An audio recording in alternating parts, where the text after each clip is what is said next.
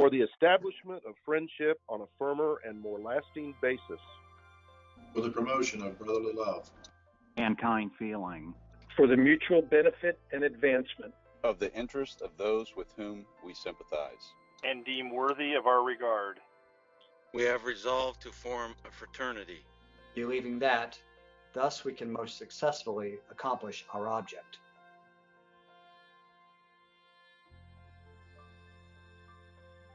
Pike at Indiana State began in the late 1970s.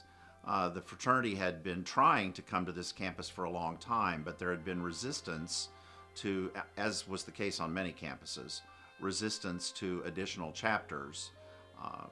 Existing chapters felt threatened by competition, and so new chapters coming onto college campuses was always a struggle, and it had been that way at Indiana State. But they got a new Greek advisor in the mid-1970s, and she had the notion that if she could bring in a new group with a commitment to more traditional values, that she might be able, by peer pressure, to affect the behavior of the others that she'd been unable to affect through education and discipline and other programs. The woman was Shelley Sutherland, and she contacted PIKEs and asked if we would be interested in coming to campus under a very strict regimen that included a commitment to academics, that included a commitment not to use alcohol in recruitment, to treat women with respect instead of as second-class citizens, as had often been the case, and a number of other things that were really traditional values, but which had sort of lost their way in the 50s and 60s. We made that commitment. She helped us, and it was a long effort, but it worked. We came with the notion that we wanted to build a fraternity based on ethical principles for living. And so we made a commitment from day one that we were not going to use alcohol at recruitment. That was unheard of at the time. The way you recruited at the time was throw a big party with a lot of beer and get people to sign things, and we said we weren't going to do that. That was laughed at, scorned by most of the fraternities that were here at the time. They were convinced that that sort of approach would not work, that people would not join without the big parties, and so they started mocking us and calling us the milk and cookie boys because we wouldn't use alcohol at recruitment or major social events. And our guys, after resenting that for a little while, decided we're going to own this. That is what we're about. And so for them, it became a point of pride. There was a national magazine on fraternities and sororities in the early 1980s that did stories about chapters around the country. And one of their lead stories was on this chapter. And the cover of the magazine and the head of the article about this chapter was a bunch of guys in Pike jackets, satin jackets, holding cookies and beer mugs with milk in it, and that's when the image stayed. And they still use it. And it stuck. It stuck. Perfect.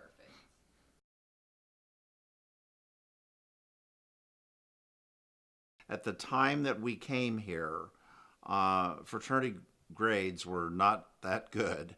It was not an emphasis. And we said, that's the reason we're in college. And that became a primary emphasis. That also sort of lent itself to that image of, the milk and cookie boys that were, very straight in their outlook on things. But we focused hard on academics.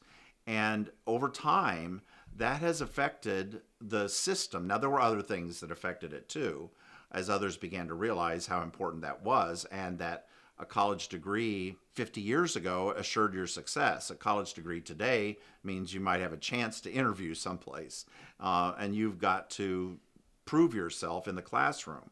I think another big advantage about having, such a vast brotherhood is even for the academic side with classes. I would purposefully, hey, let's the three of us team up together because, I knew that we had some of the same values and work ethic, and we could knock out the project together that way too. I am an honor scholar personally, and I study a lot. I put in the work. I like doing things. I'm not necessarily all about the grade. I'm all about putting in my best effort and seeing the grade as a result of that effort. I want whatever assignment I'm doing to be done to the best of my ability, and I hope that by me doing that, it kind of inspires other people to do things their way too.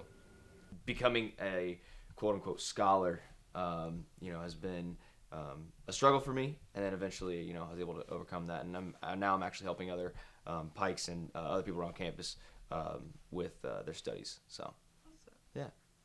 Well, I think the main reason you're in college is to get your degree, and so if scholarship isn't the lead of our motto, then we're doing something wrong, because once you achieve those grades, those other things are going to come to you.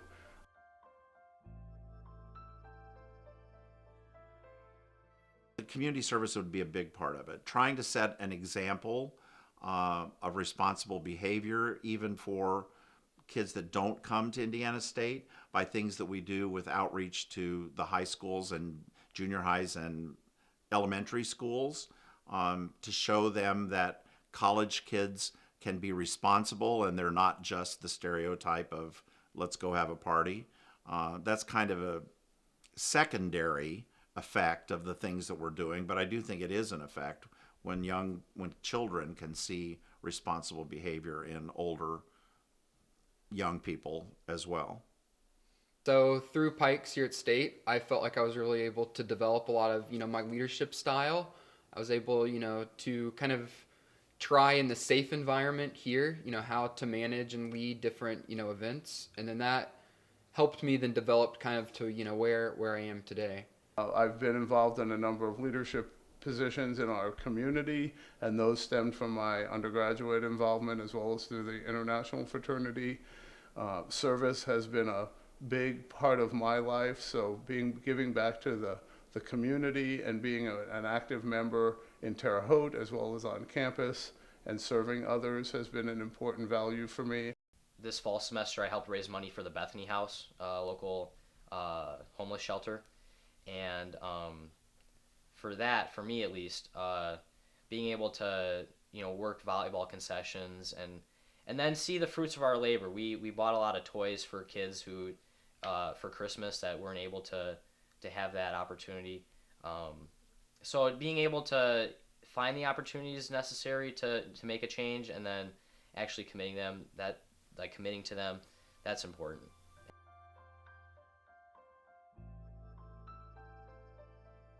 The last time that any student organization other than Pike won the all sports title at Indiana State was 1979.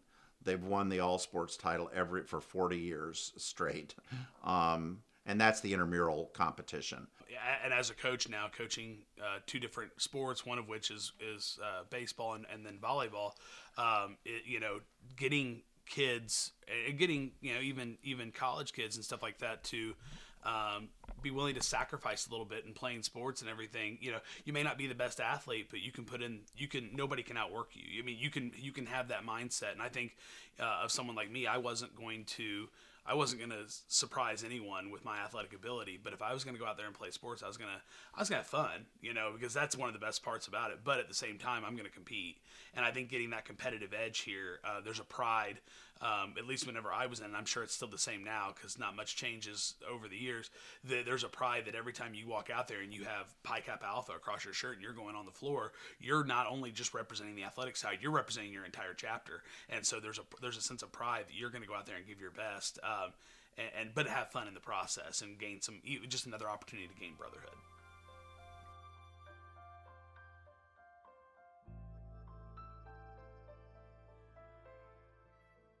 There was just sort of a general rowdiness to the system before we came. It was known for parties and outrageous behavior and irresponsible behavior, dangerous behavior, and treating women badly and treating new members badly. And we just said, we respect everybody, and we may not agree with everybody, but we respect everybody, and they're entitled to be treated with respect.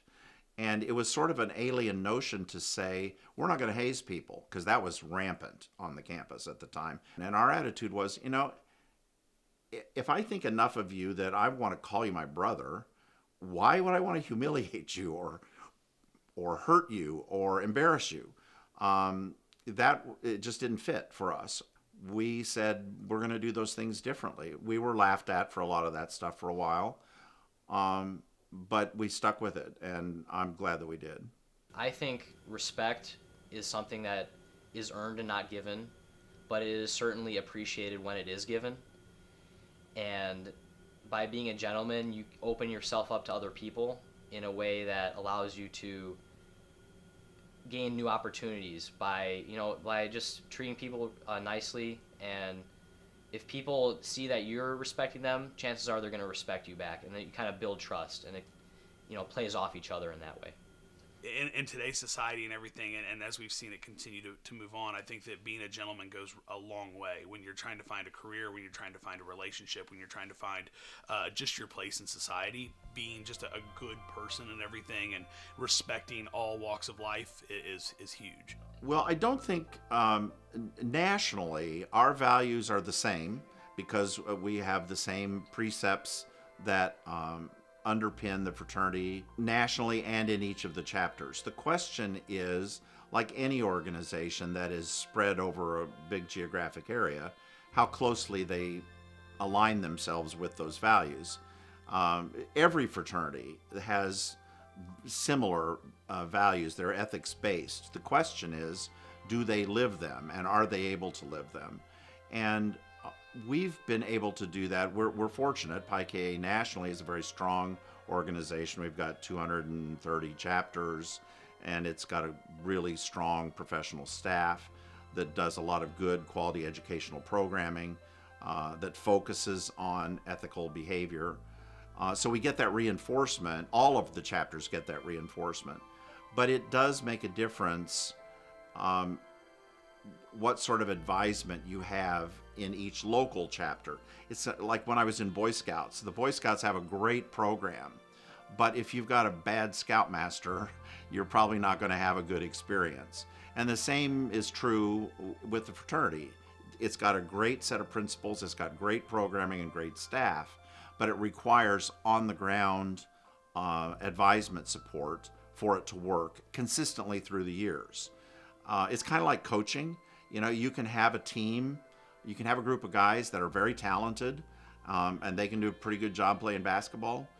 But if you got a really good coach to go with them, they can be a huge success. And this chapter has been fortunate that from day one, the National Fraternity and Shelley Sutherland on this campus insisted that alumni who shared the values of the organization be involved and make the commitment of their time to stay involved, so that over time the organization would maintain those values and would be strong and would thrive. And we've been lucky in that regard. We've had some tremendous alumni support, many of them who worked at the university, others in the community, but that has made a big difference. It also provides continuity through the years.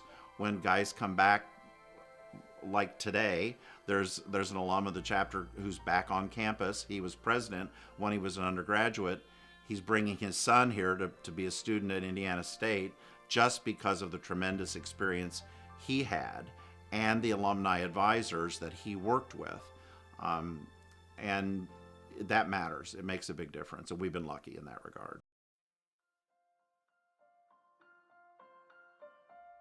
For the establishment of friendship on a firmer and more lasting basis. For the promotion of brotherly love. And kind feeling. For the mutual benefit and advancement. Of the interest of those with whom we sympathize. And deem worthy of our regard. We have resolved to form a fraternity. Believing that, thus we can most successfully accomplish our object.